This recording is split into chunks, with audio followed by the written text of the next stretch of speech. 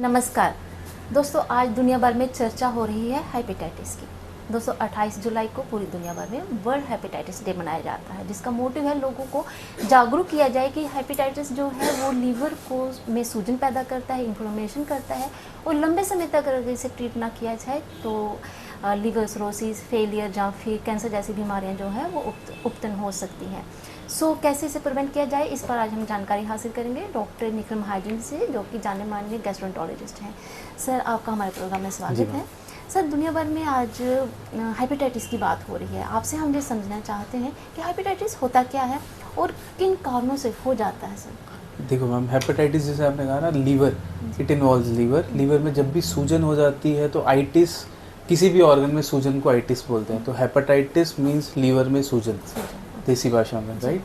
तो इसके प्रमुख 5 कारण है, होने में 10 कारण है, बट आज हम मेनली 5 वायरसेस पे फोकस करेंगे, ए, बी, सी, डी और ई। इनमें से जो बी और सी हैं ये ब्लड बॉर्न है, ए और E these are food borne. तो most important to know is these are the viruses जो हेपेटाइटिस लीवर में सूजन कर सकते हैं, सूजन पैदा कर सकते हैं। सर, आपने कहा कि ए और ई जो होता है वो दूषित खाने पीने से होता है, वो शायद सेल्फ लिमिटिंग है, ठीक हो जाता है। बी और सी की अगर बात की जाए तो इसे खतरनाक क्यों माना जाता है और इससे मोड ऑफ ट्रांसमिशन जो है वो क्या है? सर मैम, इवन ए और ई भी खतरनाक है। इवन लास्ट वीक ओनली, मैं नाम नहीं लूँगा, I lost 2 patients with hepatitis A, because hepatitis A दूषित पानी से मिलता है। जो बड़ी बार हमारे घरों में अगर आरओ नहीं लगा है तो लोग क्या करते हैं, सीधे पानी पी लेते हैं बिना बॉयल किए। वी डोंट नो म्यूनसिपैलिटी से कैसा पानी आ रहा है। तो एक ही फैमिली के 2 बच्चों की जान चली गई because of hepatitis A.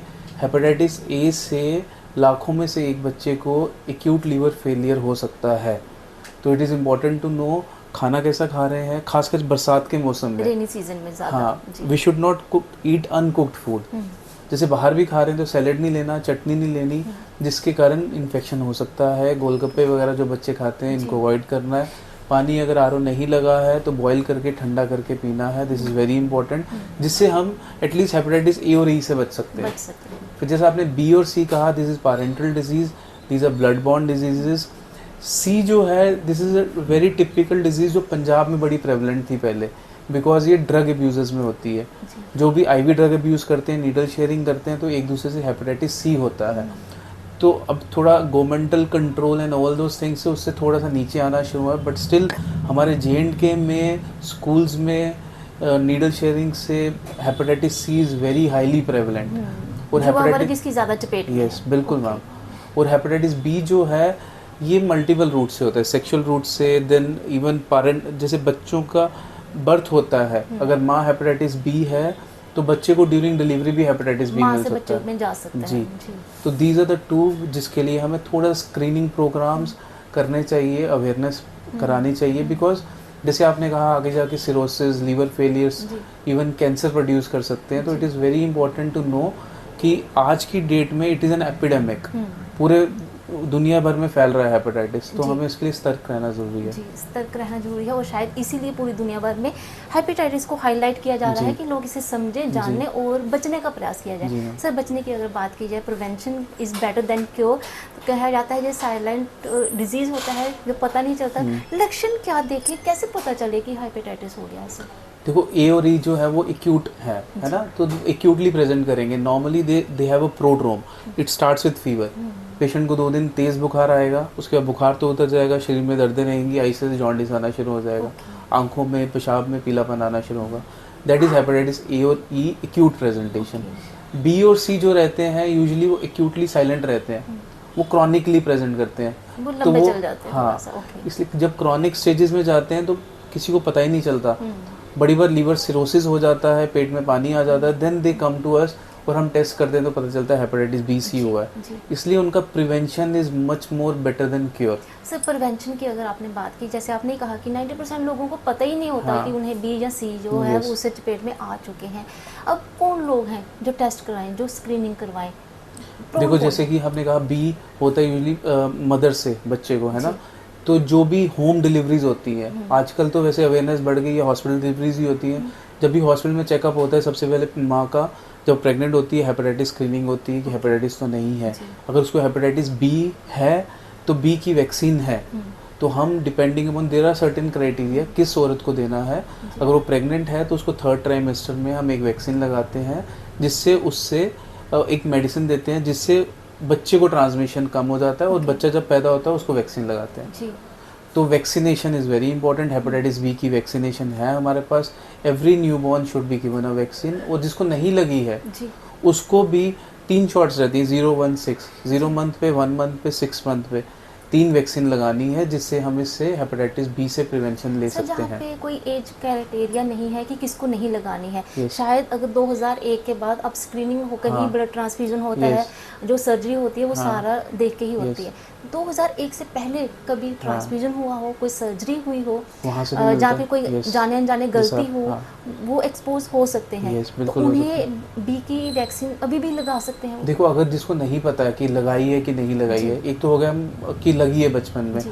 But still high risk हैं, जैसे कि हेल्थ केयर वर्कर्स को नीडल इंजरी होने का रिस्क रहेगा, एक्सपोजर होने का रिस्क रहेगा, उनको हम बूस्टर डोज देते हैं डिपेंडिंग ऑन टाइटर्स कैसे हैं। उनको बोलते हैं हेपेटाइटिस बी का टेस्ट कराओ जी। टाइटर्स का। अगर टाइटर्स लो हैं तो हम एक बूस्टर डोज दे सकते हैं एवरी ईयरली ऑल्सो। ओके। और जिनको नहीं पता है, हम उनमें एंटीवायरस टेस्ट करते हैं। If they don't have antivirus then we give them full vaccination dose. जी। तो उनमें- ये कहीं ना कहीं जो वैक्सीन है, ये बीमारी को, जो इन्फेक्शन है अंदर है, कहा जाता है वायरस जो होता है सालों हाँ। साल अंदर पड़ा रहता है हाँ। और कभी भी एक्टिव हो सकता है, तो वो सब बीमारी को अगर बनने किसी नहीं को देगा। हेपेटाइटिस बी हो गया देन वैक्सीन का रोल नहीं है। ओके। वैक्सीन का रोल है प्रिवेंशन में। तो जिनको तो हो गया है सर, उनके जिनको लिए हो क्या है? गया है उसके लिए हमें ट्रीटमेंट देना पड़ता है। उसको डिटेक्ट कैसे करना है, इफ किसी को लग रहा है कि मुझे एक्सपोजर हुआ है हेपेटाइटिस बी का, हो हाँ, सकता है, हाँ। तो उसको डॉक्टर से मिलना है, हम टेस्ट करेंगे। Okay. और उसको हेपेटाइटिस बी पॉजिटिव आता है, दैट डज नॉट मीन कि उसको ट्रीटमेंट कराना है, बिकॉज ये साइलेंट वायरस है, समटाइम्स इनएक्टिव स्टेज में रहता है। इनएक्टिव फेज में हमें ट्रीटमेंट की ज़रूरत नहीं होती नहीं है। रहते। तो जो अगर फैमिली मेंबर्स, किसी फैमिली में कोई पेशेंट है हेपेटाइटिस बी का, तो बाकी को क्या प्रिकॉशन लेना है सर? देखो, ये फैलता है यूजुअली ब्लड से, हाथ लगाने से नहीं फैलता है, शेयरिंग ऑफ चीज़ों से नहीं फैलता है, कपड़े शेयर करने से, साथ सोने से नहीं फैलता है। यूजुअली ये सीरम में जाता है। ओके। तो वॉशरूम शुड बी सेपरेट, पहली चीज़। प्रिक्स नहीं लगने चाहिए उनसे, this is the thing that we need to be aware of. और प्रोटेक्शन यूज़ करनी है अगर सेक्सुअल पार्टनर है तो। और वाइफ को, अगर हस्बैंड को है, उनको अपना टाइटर्स कराने हैं, अगर लो है या नहीं है तो वैक्सीन लेना है जी। कि इन्फेक्शन ना हो जाए। इन्फेक्शन ना हो जाए, बीमारी ना पनप पाए। ये हेपेटाइटिस बी था। जी। और वैसे सी है जैसे, जी, है ना। हाँ। सी में मैम ऐसा है कि सी हेपेटाइटिस बी का ऐसा है कि वो डीएनए में चले जाता है हमारे, ऑलमोस्ट लाइफ लॉन्ग हमारे साथ रहता है, बट हर एक को ट्रीटमेंट की ज़रूरत नहीं होती है। बट हेपेटाइटिस सी ऐसा है कि ओवर द डिकेड्स इसका ट्रीटमेंट इतना रिफाइन हो गया है। पहले पेट में इंजेक्शन लगते थे, देन इंजेक्शन लगते थे, आजकल एक गोली खानी होती है 3 महीने के लिए, ओके। तो हेपेटाइटिस सी क्योर हो जाता है। जी। कहीं ना कहीं इफेक्टिव मेडिसिन आ चुकी हैं, अफोर्डेबल में। यस, आजकल तो गवर्नमेंट में मिलती है, फ्री मिलती है, फ्री ऑफ मिलती कॉस्ट है। मिलती हैं। पहले तो नहीं मिलती थी, कॉस्टिंग थोड़ा इशू रहता है इस दवाई के। 7 से 8 हज़ार पर मंथ की थेरेपी है, 3 महीने खानी, तो 20-25 हज़ार का कोर्स है। बट अगर आप गवर्नमेंट हॉस्पिटल में दिखाएंगे, ओपीडी में दिखाएंगे, तो अगर हेपेटाइटिस सी पॉजिटिव आता है, फ्री मेडिकेशन भी अवेलेबल कहीं है। ना कहीं जो हेपेटाइटिस इतना खतरनाक है कि धीरे धीरे हमारी जो लीवर है उसको डैमेज कर सकता है। Yes. सर, इस मौके पर आपने बहुत अच्छी जानकारी दी। एक छोटा सा मैसेज क्या देंगे इस दिन पर? यही देना चाहता हूँ, just be aware, awareness is more better than cure. हमें अवेयरनेस इंपॉर्टेंट है। हेपेटाइटिस ए और ई टोटली प्रिवेंटेबल है। कैसा खाना खा रहे हैं, कैसा पानी पी रहे हैं, उसकी अवेयरनेस होनी चाहिए। बी और सी का प्रिवेंशन इज़ मोर इम्पोर्टेंट। ये पैरेंटल डोज से मिलता है। आईवी ड्रग अब्यूज़ नहीं करना चाहिए। ये सोशली हमें एक दूसरे को समझाना चाहिए, सोशल काउंसलिंग होनी चाहिए। और बी के लिए प्रिवेंशन, जैसे हमने समझाया, मदर से बच्चे को हो सकता है, बस सेक्सुअली ट्रांसमिट हो सकता है, ब्लड बॉर्न, जैसे किसी को ब्लड चढ़ा उससे हो सकता है, ट्रांसफ्यूजन, हेल्थ केयर वर्कर्स को हो सकता है। तो प्रिवेंशन सबसे इंपॉर्टेंट है। और आजकल फाइब्रोस्कैन के कैंप्स इतने इंपॉर्टेंटली लग रहे हैं, किसी को नहीं भी पता है इवन हेपेटाइटिस हो चुका है तो फाइब्रोस्कैन से हम अर्ली डिटेक्शन कर सकते डिटेक्शन हैं हो सकती है कि लीवर कि की हाँ क्या कि क्या सिचुएशन है। सिचुएशन है और हम उसके अकॉर्डिंगली उस पर एक्ट कर सकते हैं। जी सर, आपने महत्वपूर्ण जानकारी दी इस डे पे और हमें समझाने का कोशिश की है कि कैसे इसे प्रिवेंट करना है। आपका बहुत बहुत शुक्रिया। तो दोस्तों, डॉक्टर साहब हमें बता रहे थे कि जो लीवर को हार्म करने वाली जो डिजीज़ हेपेटाइटिस की आज हमने बात की, बहुत इंपॉर्टेंट है इसको जाने समझे, क्योंकि अगर हो गया तो फिर कॉन्ट्रैक्टिव तो हो गए ही, अगर प्रोएक्टिव है तो आप अपने लीवर को स्वस्थ रख सकते हैं। इस प्रोग्राम में इतना ही, अगले अंक में फिर हाजिर होंगे।